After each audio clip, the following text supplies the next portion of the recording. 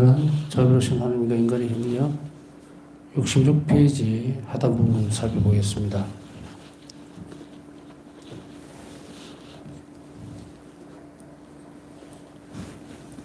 네, 지난 시간에 우리는 믿음으로 조력운영된 지력의 도움으로 자비로우신 하나님 알아감에 따라 희망의 중심인 그분을 소유하고자 하는 바람은 점점 커져간다. 여기까지 했었죠. 믿음으로 조명된 지력의 도움이라는 것은 바로 하나님을 알아갈 수 있는 바탕이 됩니다. 그래서 믿음이 없으면 우리가 하나님에게서 믿음을 선물로 받지 않았으면 하나님을 알아볼 수가 없다는 이야기예요. 그래서 세례성사는 이런 부분에 있어서 하나님의 큰 자비의 한 부분을 차지하죠. 믿음을 빼버리면 우리는 하나님을 알 수 없을 뿐더러 이 지력이라고 하는 것은 지성적인 거죠. 노력들. 우리 지능이라고도 하고 지력이라고 하고 뭔가를 알 수 있는 것도 연구할 수 있는 것, 개발할 수 있는 이런 모든 것들인데 이것이 하나님께서 우리에게 믿음을 주시지 않으면 그냥 이 땅에 살다가 죽는 거예요. 왜 태어났는지, 왜 사는지, 또 뭐 정말 행복한 것이 무엇인지 전혀 모르는 요즘 들어서 뉴스를 보기가 상당히 좀 그할 때가 많아요. 여러분들 알다시피, 그죠? 무슨 막 계속 뭐가 터지고 뭐가 나고 또 정신병적인 어떤 그런 부분들도 많이 일어나고 그러죠. 인간을 하나님께 떼놓고 나면 믿음이라고 하는 것이 우리 안에 부어지기 전 때 모습을 보면 바로 이런 것들이에요. 그러면 우리가 이렇게 살펴보면 그리스도께 대한 믿음이라는 이야기를 하고 싶은 거예요. 다시 얘기하면 그 이스라엘 백성들에게 있어서 믿음이 그러면 없었단 말이냐? 있었습니다. 있었어요. 그래서 원죄 이후에는 이제 하나님을 사랑할 수 있는 초성적인 사랑만 박탈당한 거예요. 사랑을 배신했잖아요. 그러나 우리가 영원한 삶을 하나님에게서 받았죠. 모상을 닮았다라는 표현하는 그런 것도 포함되어 있는데, 그래서 사람들은 믿음을 가지고 있고 그리고 희망이 있었죠. 이스라엘 백성들 보면 계속 희망을 찾아서 가는 모습들. 그러나 그것에서 하나님을 사랑할 수 있는 부분들이 없어져 버렸어요. 믿는 것과 희망하는 것과 사랑은 전혀 다른 문제입니다. 물론 전혀 다르다는 문제는 특성상의 문제일 수도 있고요. 목표점에 대한 부분일 수도 있겠지만, 그러나 가장 근간이 되는 것은 사랑을 바탕으로 한 믿음, 사랑을 바탕으로 한 희망, 이래 되는 거예요. 사랑이 없으면 아무 소용이 없어요. 뭐 믿음이 있다 하더라도 그 믿음이 무엇을 위한 믿음인지, 희망이 있다 하더라도 그 희망이 무엇을 위한 것인지 아무것도 없어요. 사랑만이 그게 근거가 된단 말이에요. 그런데 여기에 이제 우리가 막연하게 하나님과 우리 관계에서의 믿음이라고 하는 것들, 그것이 믿음이라고 하는 차원 자체가 이제 바뀝니다. 그리스도 안에서 완전하게 하나님과 결합될 수 있는 믿음으로 옮겨간 거예요. 그래서 구약시대 때의 믿음이라고 하는 것은 그냥 하나님과 나와 인간과의 창조주와 피조물과의 관계에서만 그냥 지냈던 거죠. 그 믿는다라고 하는 것 자체가. 그 믿음을 근간으로 해서 하나님과 결합될 수 있는 그런 것이 아니고 그냥 믿는 거예요. 그렇게 함으로 인해서 계약을 맺어가고 창조주로서 또 피조물로서의 자리를 지키면서 그 계약이 잘 지켜지면 인간이 행복해질 수 있도록 하나님 돌봐주시는 이런 부분들로 되어 왔다는 이야기예요. 자, 신약으로 넘어왔으니까 신약으로 보면 바로 믿음으로 조명된 지력이라는 것은 인간이 이 상태가 끊어져 버리면 어떻게 됩니까? 그냥 그렇게 살다 죽는 거예요. 아무리 과학이 발전되고 뭘 어떻게 한다 하더라도 아마도 그 요즘 로봇도 많이 나오고 그 다음에 여러 가지 어떤 편리성에 따라오는 그런 부분들도 많이 개발이 되고 있죠. 근데 그곳에서 이제 항상 많은 사람들이 염려하는 부분들이 한 가지가 있습니다. 그게 뭐냐면 인간성을 해치거나 인간보다 더 뛰어나거나 인간의 통제를 벗어나서는 안 된다는 이런 부분들이 있죠. 그렇기 때문에 이게 인간을 위한 것이어야지 인간이 그것에 쫓겨다니거나 혹은 그것을 추종해서는 안 된다는 그런 것은 뭐 말할 나위 없이 중요한 부분이죠. 자, 이제 이러한 부분들을 견제하고 잡아주고 그리고 그것을 훨씬 뛰어넘어서 더 큰 가치를 지향할 수 있도록 만드는 것이 바로 믿음이다. 더 큰 가치라고 하는 것은 뭡니까? 여러분이나 저나 생각을 한번 해볼까요? 가치가 있는 것이 행동이 뭐가 있을까요? 야, 나는 이거 참 오늘 하루 중에서 이것이 의미 있었다. 또 이것이 나에게 있어서 참 가치가 있었다는 말은 그 안에 포함되어 있는 것은 나에게 도움이 된다는 얘기겠죠. 그리고 그 도움이라고 하는 것이 내 행복하고도 연결되어 있어야 될 것이고 또 더 나아가서는 이것이 영원한 것으로 연결이 돼야 되겠죠. 뭐 정말 주면 쓰러질 것 같은 그런 행복들을 원하는 것은 아니란 이야기죠. 그러면 우리에게 가치 있는 것이라는 것이 뭘까? 그것은 바로 하나님에게서 발견되어지는 거죠. 그래, 그것을 이제 쭉 가려고 하는 그 성향들을 키워나가야 되는데 이것이 믿음이 없으면 우리는 그대로 복삭 주저앉아서 이 세상 안에 갇혀서 살다가 죽는다. 그것을 하나님 원하지 않으셨고 인간은 그 한계를 뛰어넘을 수 있다는 것을 앞전에 말씀을 드렸습니다.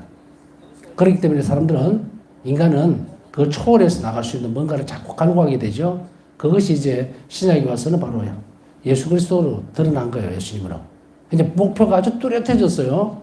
그래서 이게서 이제 보면 자비로운 하나님과 나와의 관계에서 알아갈 수 있는 지력의 도움을 받아야 되는데 우리 여기서 한 가지 탁 끊어버리면 이래요. 우리 인간의 지성은 하나님 알아가는 자비로우신 하나님 알아가는 데만 집중되어 있어야 된다. 이것이 가장 토대가 된다 이거예요. 그러면 내가 예를 들어서 공부를 하죠. 학생들이 이제 학교에 가서 공부를 한다든지 저뿐 아니고 모든 신부님들의 그 성장기라고 할까요? 그 보면 옛날엔 국민학교죠. 초등학교고 초등학교, 중학교, 고등학교 적어도 이 라인 물론 뭐 연세 많으신 그 분들은 또 대학까지 졸업해서 치고 여하튼 기본적으로는 고등학교까지 졸업을 할 때까지 우리 지성적인 노력이라고 하는 것은 하느님을 알아가는 데 있는 것이 아니고 그냥 사회가 요구하고 있고 인간 세상에서 필요로 하는 것에 집중되어 있다는 이야기예요.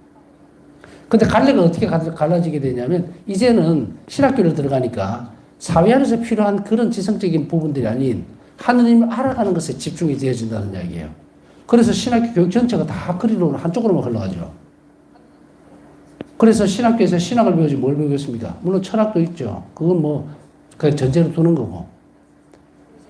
자, 그렇기 때문에 이렇게 흘러가는 이 부분들이 있어서 이런 것들을 한다 하더라도 사회적인 어떤 노력들을 하지 않느냐 하면 반드시 하게 돼 있죠, 같이. 그렇기 때문에 이것을 중간 부분에서 놓는 게 아니라 또 두 가지 측면에서 놓는다 그러면 우리 지성은 이제 세상적인 것만 추구하지 말고 더 가치 있는 쪽으로 더 갈 수 있도록 더 높은 가치를 추구할 수 있도록 요구하고 있다는 이야기예요. 이게 뭔가 자비로운 하나님을 알아가는 거예요. 이것이 접목이 된다 하면 이제 그리스도인이 되는 거예요. 그래서 믿음은 희망이 선행되며 희망이 토대가 됩니다. 믿음이 먼저 와야만 그 믿음을 토대로 해서 희망이 생기는 거예요. 내가 믿는다 했을 때 뭘 믿으니까 희망이 생기는 거거든. 그 말이거든요. 토마스 아퀴나스 성인은 신학대전에서 말하기를 희망의 대상은 우리 미래의 복락, 복이죠. 행복. 하느님 안에서 기쁨을 누리는 영원한 행복이지만 어려운 이것을 바라기 위해서는 무엇보다 먼저 그것을 알아야 한다고요. 한다. 제가 이제 그 강의를 하거나 비전을 할 때마다 항상 먼저 말하는 것이 이 부분이에요. 여러분, 하나님을 왜 사랑합니까? 하나님 왜 믿습니까? 그렇게 얘기하면 한 줄 이상 말을 할 수가 없어요. 그냥 막연하게 얘기를 합니다. 막연하게. 아니, 천국 가려고요. 뭐 예수님을 사랑합니까? 한다고 얘기할 때 예수님을 왜 사랑합니까? 라고 물으면 어떤 사람들은 그런 얘기를 하기도 하죠. 뭐 우물쭈물 하기도 하다가 어쩌다가 툭 던지는 말이 예수님은 내 삶의 전부이기 때문입니다. 내 사랑의 전부이기 때문입니다. 라고 하면 그 책임질 수 있겠느냐 이거예요. 빈말을 하면 안 돼. 공수표를 날리면 안 된다는 이야기예요. 머리로만 어디 뭐 생각하고 어디 수술은 그 단어 하나를 가지고서 하나님하고 나하고 관계를 규정된다. 너무 위험한 일이에요. 예수님께서 거기에 대한 내 대답에 대한 답을 분명하게 요구를 하실 건데 이제 우리는 이 대명제를 자꾸 가지고 와서 막 남발하는 게 아니라 그리로 가기 위해서 내가 무엇을 해야 될 건가를 잘 살펴봐야 되죠. 예수님만이 내 사랑의 전부입니다라고 하면 이 성인이에요. 근데 그걸 막 이렇게 얘기를 한다? 모르는 거예요. 내용을 모른다 얘기가. 제가 말씀드리고 싶은 내용은. 그냥 그 말이 좋은 것 같아. 좋은 것 같고, 하느님을 첫째 자리에 놓아야 되고, 예수님 자꾸 첫째 자리에 놓아야 되고, 그러니까 이것이 기준이 되는데, 첫째 자리를 놓는데 그 첫째 자리가 뭔지도 몰라요, 내용을.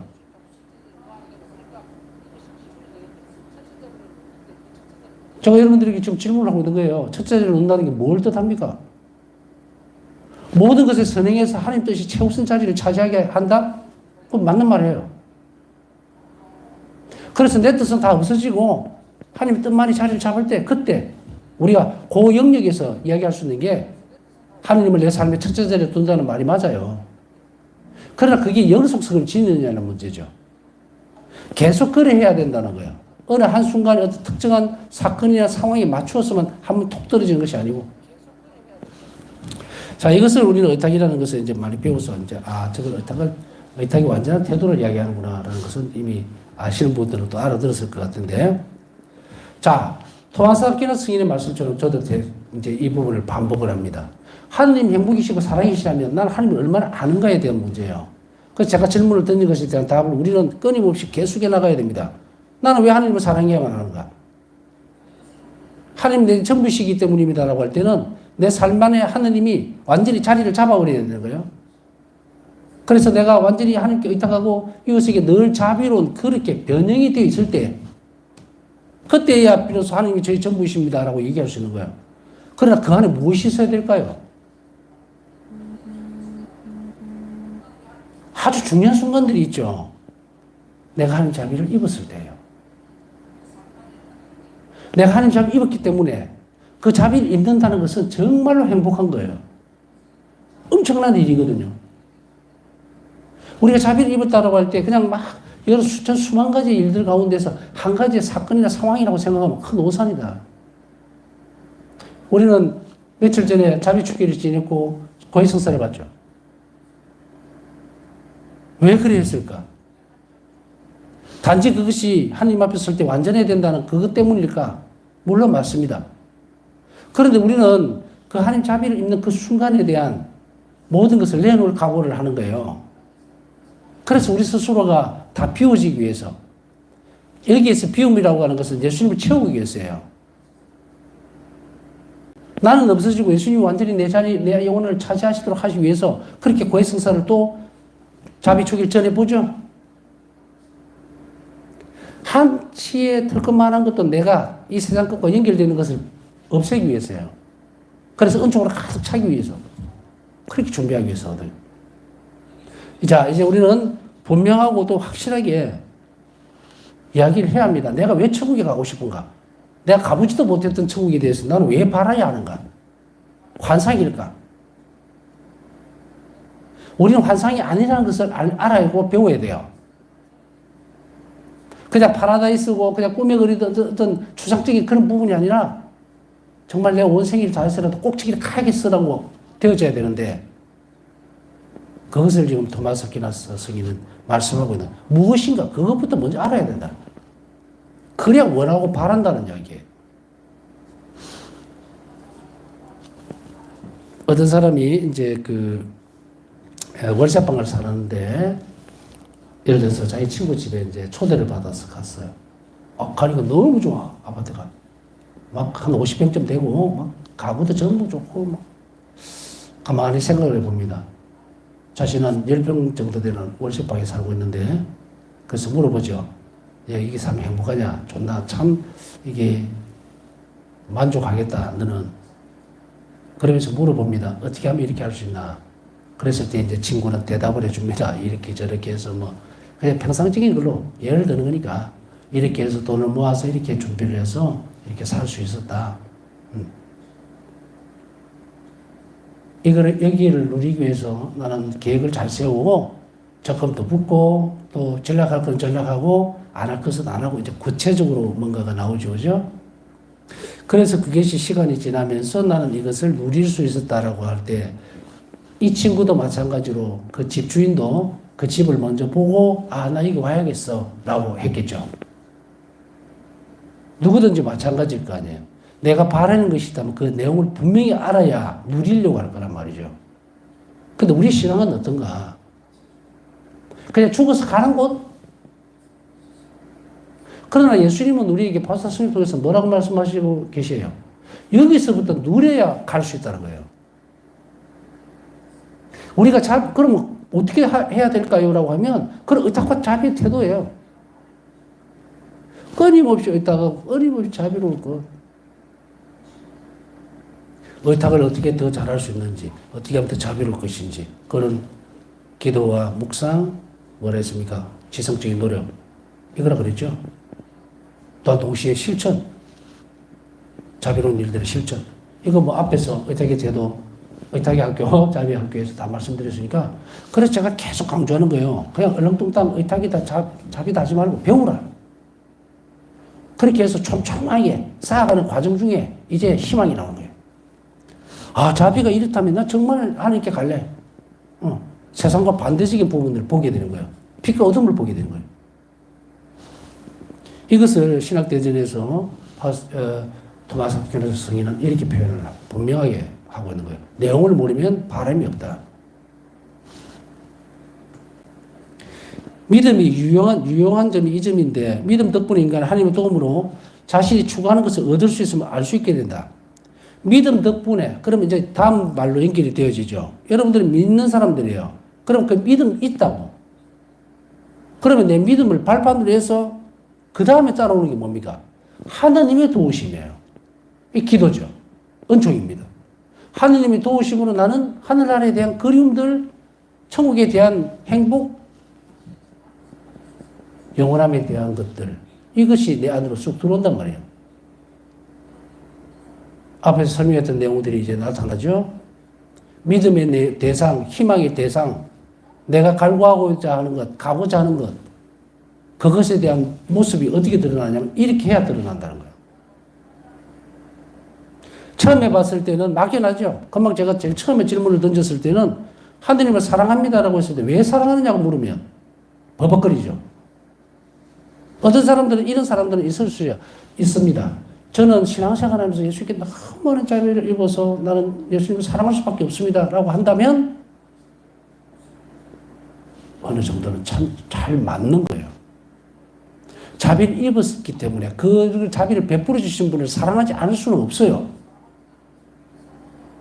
이거는 수없이 많은 지식을 동원해서 공부를 해가지고 내가 이만큼 단계에 나왔으니까 나는 이 정도 말을 할 수 있어 하고 던지는 말하고는 전혀 다른 차원이다. 이미 무엇인지 모르지만 하나님 나를 자비롭게 돌본다는 사실을 그 영혼이 알아들었다면, 그래서 자비를 입었기 때문에 사랑할 수밖에 없다면 그 정답인 거예요.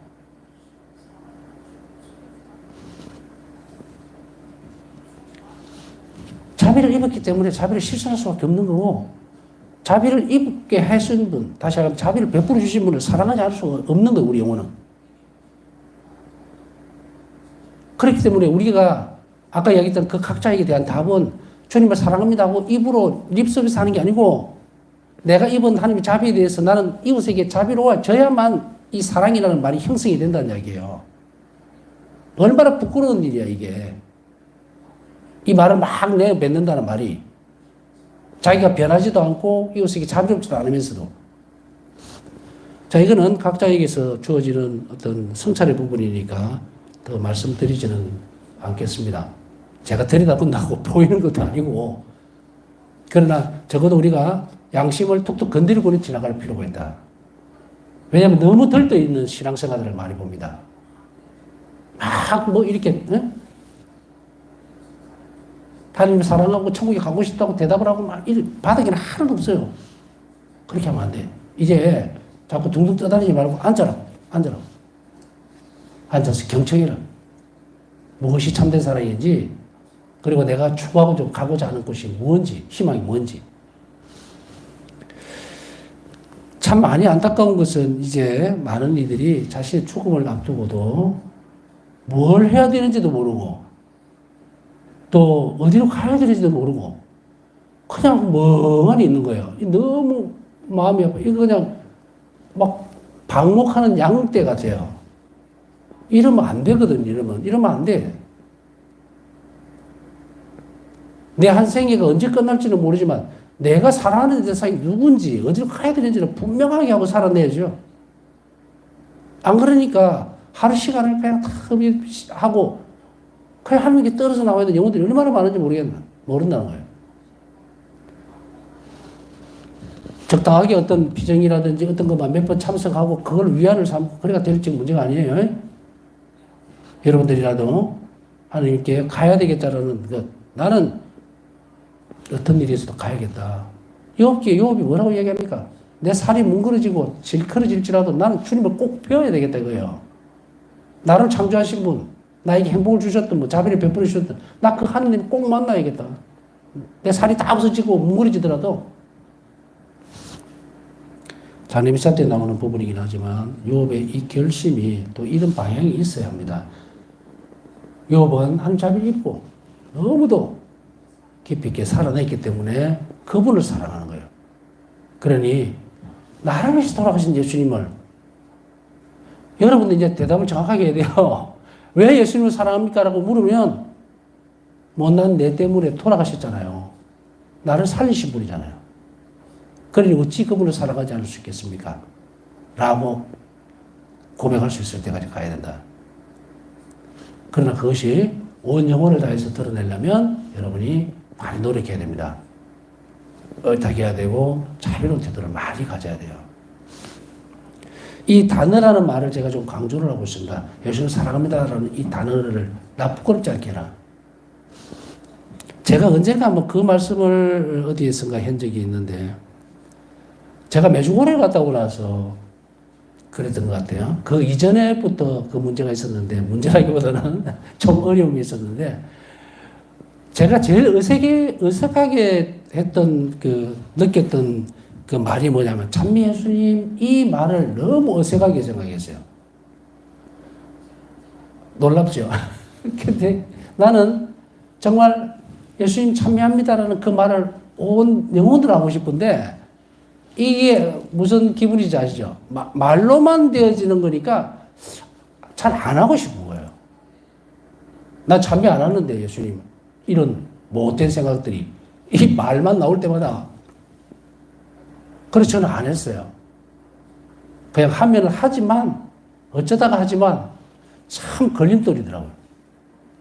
여러분들도 그런 기억들이 경험들이 있는지 모르겠지만 아니면 저만 못나서 그런 경험을 했는지 모르겠지만 난 진심으로 하고 싶은 거예요. 잘 안 되는 거예요.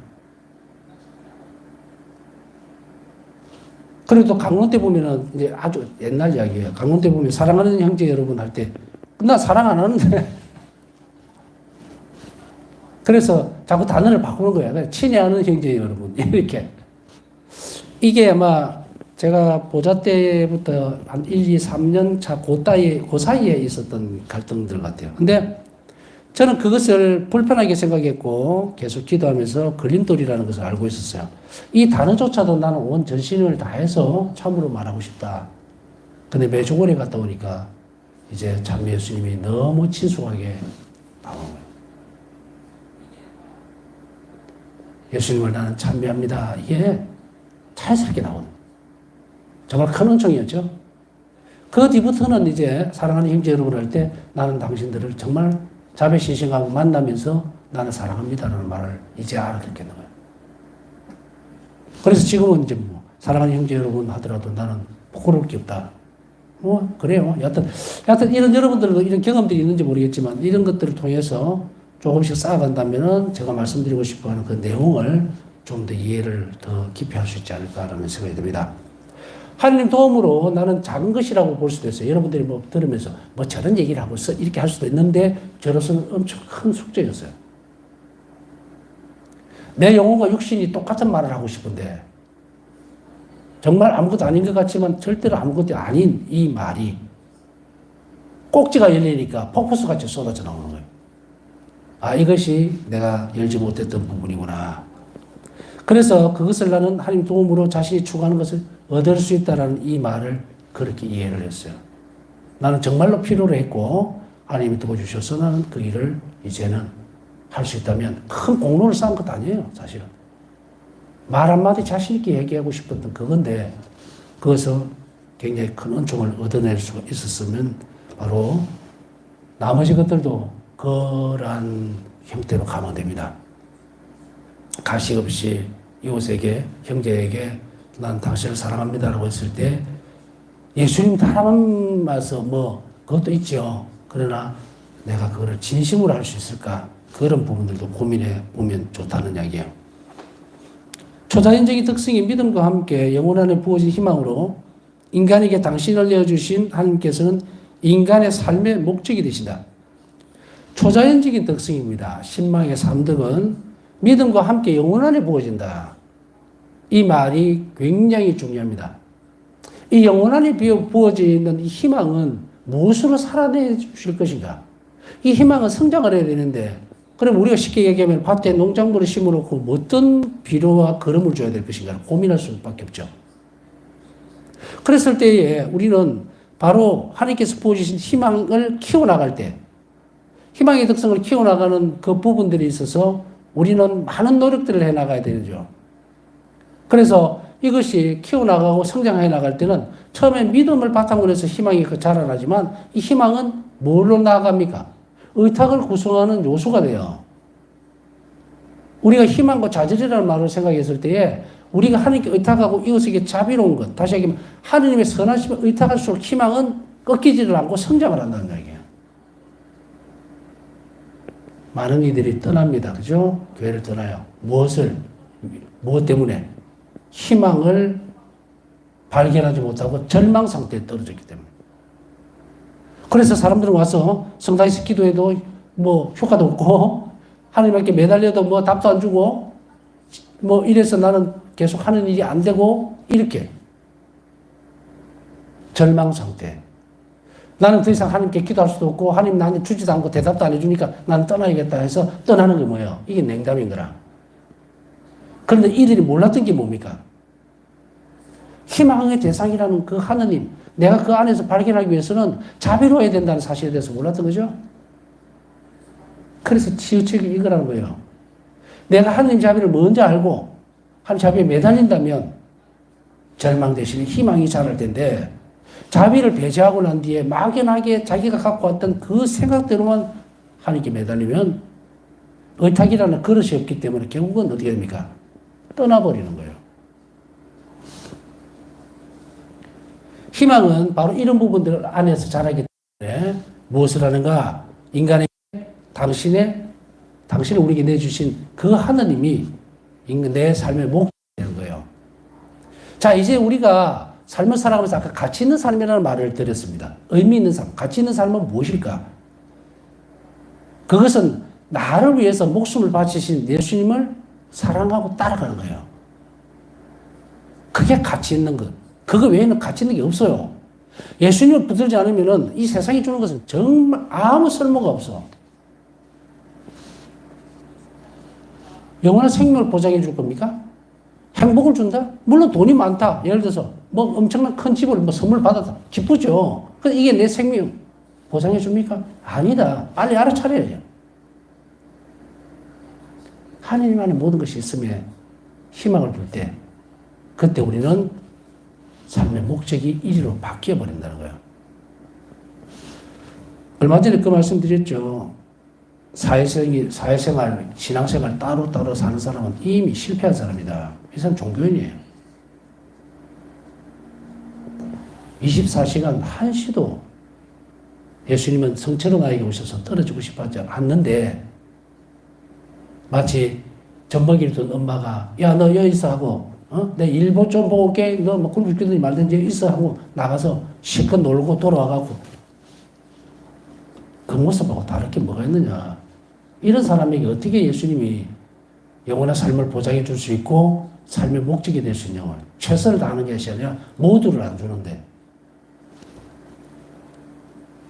삶의 목적이란 바로 이런 부분들입니다. 내 모든 것을 걸 수 있을 때에. 그러나 이것은 쉽게 그냥 아까 얘기했지 복권 걸리듯이 그렇게 되는 게 아니에요.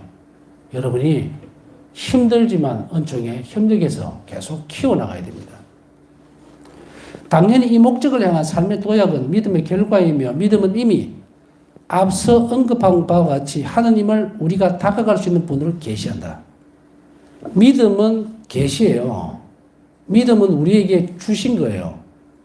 그리고 믿음 자체는 우리가 하느님을 하나님께 가까이 갈 수 있도록 그렇게 당신 자신을 드러내 주시는 거예요. 그래서 믿음이 없을 때는 우리는 하나님을 막연합니다.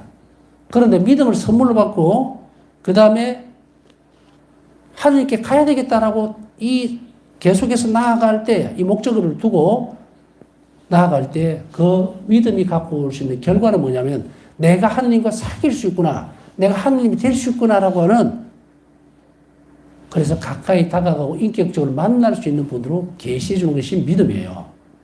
믿음이 자라면 결과물로 이렇게 된다고. 믿음이 최종적으로 추구하는 것은 하나님입니다. 천국에 가는 거고 목적은 예수님과 하나 되는 거예요. 그것이 성장되어지고 그 다음에 계속해서 도약이 된다면 자라난다면 그 결과로 우리가 가지고 있는 것은 뭐냐? 예수님 인격적으로 만나야 되겠다. 난 예수님과 만날 수 있어. 나와 함께 살 수 있어. 일치할 수 있어. 이렇게. 자, 여러분, 이거는 굉장히 중요한 부분입니다. 많은 사람들이 어떻게 생각하는가? 많은 신앙인들이 하느님을, 특히 예수님을 못 만나는 분으로 생각을 해요. 그리고 출구가 없어. 마치도 우리가 하느님을 바라볼 때, 예수님을 바라볼 때 어떻게 생각하느냐면, 만일에 예수님이 한 50층 되는 그 건물의 꼭대기에 계시는데, 계단도 없고 엘리베이터도 없어요. 어떻게 갈 거예요? 이렇게 생각. 이렇게 생각하니까 어떻게 해요? 믿음은 예수님이 내려오신 거예요. 이걸 알아듣게 해요. 우리가 하늘로 갈 수 없지 않습니까? 그러니까 주님께서 내려오신 거예요. 사람이 되시다. 그러면 끝난 거잖아요. 이 선언이.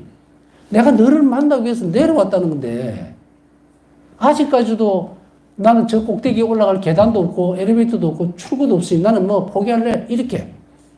그 주변만 뱅뱅뱅뱅 돌면서 신앙생활해도 죽을 겁니까? 예수님은 비천한 나 때문에 얘들 못 오는데 내가 내려가야 되겠다. 정말 보잘것없는 흙으로 만드는 인간이 되셨는데 예수님이. 그런데도 불구하고 우리 신앙이 아직도 예수님 못 만나는 분, 멀리 하시는 분, 내가 불러도 대답도 안 해주시는 분, 이렇게 살 것인가. 이제 거기에 종지부를 오늘부터 딱 찍어야 됩니다. 찍고 방법은 다 가르쳐 줬어요. 믿음에 대해서도 얘기했고 의탁의 태도에 대해서 얘기했고 자비로운 삶을 살아갈 때도 얘기했습니다. 이 길만이 사람의 대신 예수님과 인격적으로 만날 수 있는 길이면 누구나 할 수 있다는 거예요. 그것을 우리는 오늘 분명하게 하고 넘어가야 합니다. 그렇지 않으면 부활은 아무 의미 없어요. 여러분들에게. 저에게도. 예수님 만나지 못하는데 부활이 무슨 의미가 있어요? 부활한 예수님 만나려면 하느님이 사람이 되셨다는 것부터 내가 인정을 하고 받아들이고 계십니다. 이게 받아들이고 믿음과 의탁의 태도로 이분을 만날 수 있다고 드러났어요. 이제 그러면 열심히 살아내기만 하면 된다는 이야기입니다. 네, 남은 시간 묵상하면서 오늘 자비를 청하는 분들이 많습니다. 함께 자비 입을 수 있도록 기억해 주시기 바랍니다.